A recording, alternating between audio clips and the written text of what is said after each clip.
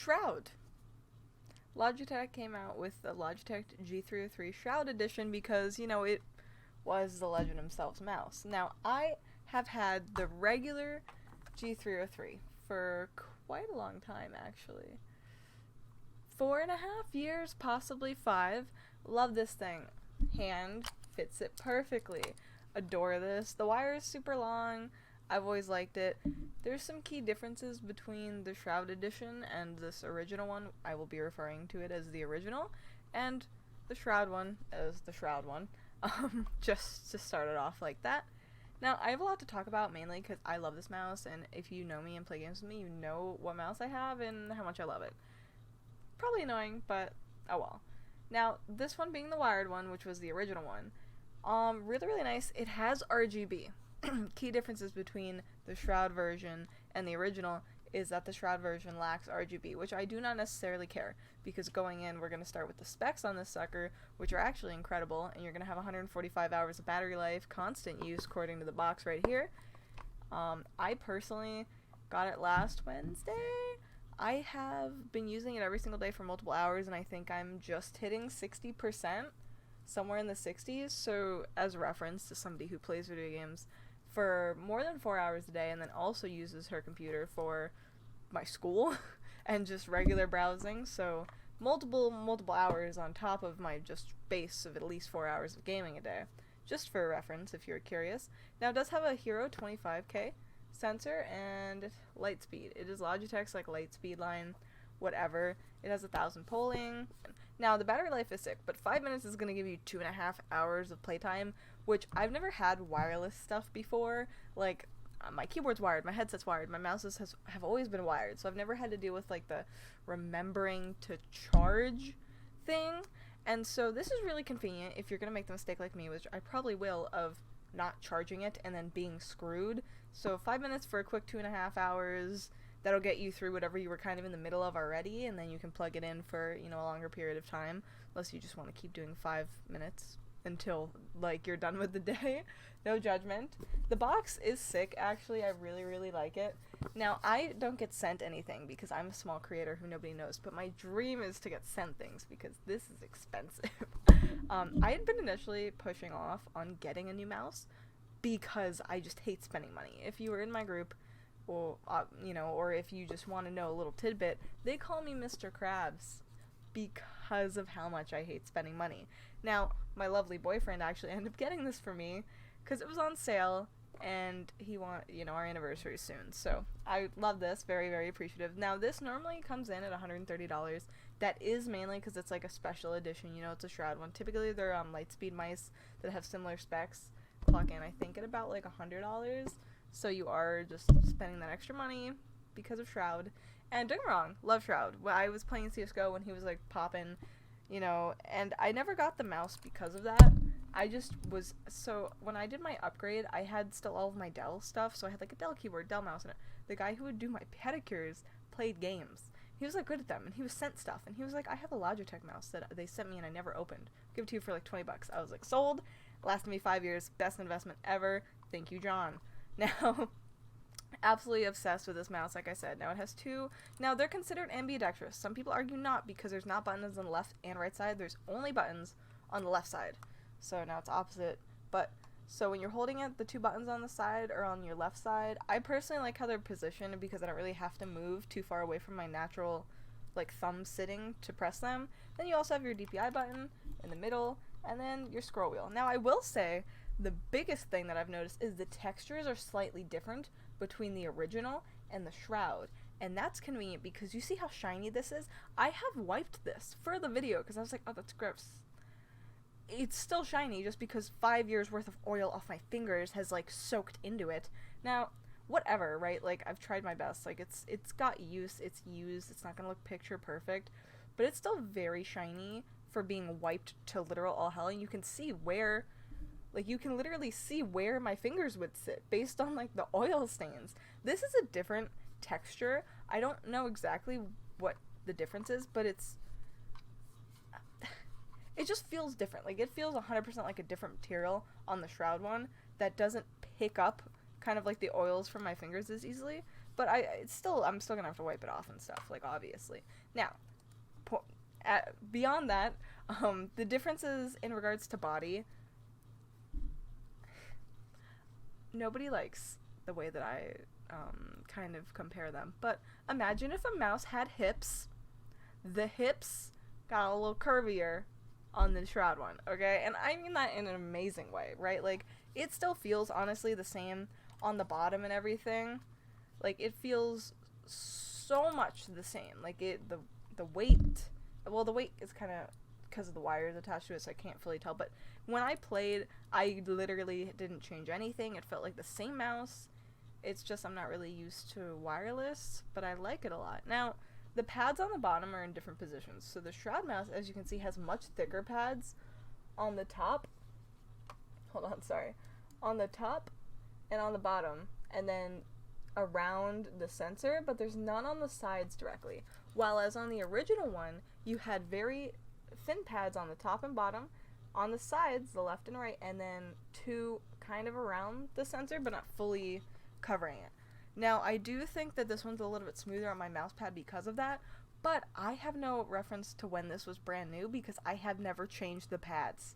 So, it might have been the same, like, slickness on my mouse pad when this one was brand new, but I also think that maybe not, just because of how much bigger and the different positioning of the pads on this one, but like I said, I hopped into games and I did not feel like I was missing more than I would, like, already being myself, so I really could not see a difference at all. The most you're gonna have to get used to is, like I said, it just feels slightly wider on the top half towards the back. So literally, like, if it had hips right where it curves, like right where my finger is, up here just feels slightly wider, and it's not big enough that, like, you're gonna have to hold it differently or your hand doesn't cover it as well. Like, keep in mind, like, I mean, I don't really know if this makes a difference, but, like, I am a girl, like, my hands might be slightly smaller than, like, the average guys that plays games. Do I have a water bottle? I do. Here's a reference of my hand size. This is my hand next to a regular water bottle, like, so, I don't know, and then just how I grab my mouse, like a regular, I don't know. Everyone's like, what's your grip? Claw? I have no fucking idea. I'll look at, like, this, hold on. This is how I hold it, okay? If this means anything to you, this is how I hold my mouse. So it fits my hand perfectly. I really like it. I never am aggressively dragging my fingers on the mouse pad or anything, so I'm not sure if that is the size or just the style that I hold my mouse in, or if it's a mixture of both, but for your reference, that's kind of how it goes. What else do I have to say about this? Jeez, I keep dropping it. I have a video of me dropping. I opened this box, this hard to open box, because it's like the freaking this. The mouse popped out and fell on my desk. I was.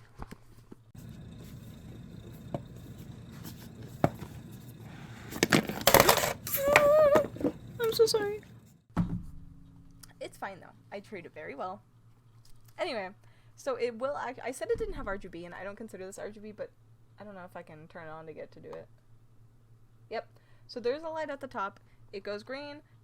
Right now it's kind of a silvery, and I think that correlates to the life of the battery, because when I initially turned it on, after I fully charged it, it was green, but recently it's been like silver, and I think that's because I'm kind of at the 50% close-ish, like middle ground of the battery life, and once it starts getting super low, it might get red, and if it does, then that will confirm to me that it just represents the life of the battery, which, considering that it's gone from green to like a white tone, I imagine that it is, but that is the only light on the mouse, which I'm not complaining, it's just that's how it goes. Now, another big difference is that if you look really, really close, I don't know if my camera will focus, right here, the hole at the front, it takes Type-C,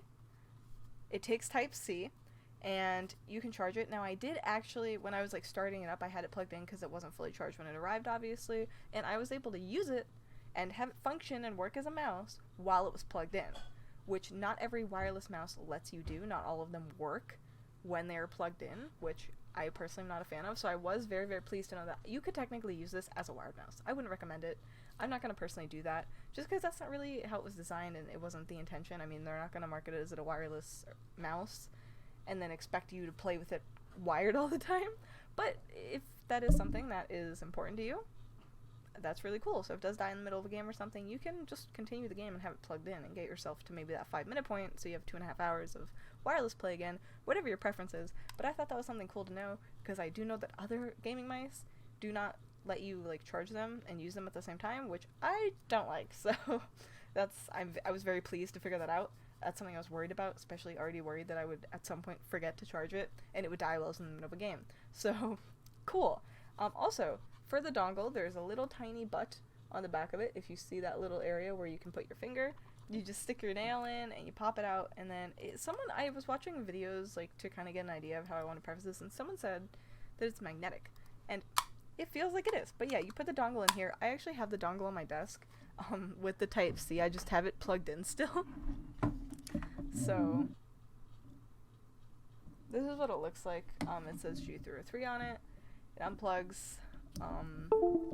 It's good for travel, honestly, and the fact that you can just stick the dongle like into a little compartment at the mouse and it doesn't shake around or anything, I thought was super duper convenient.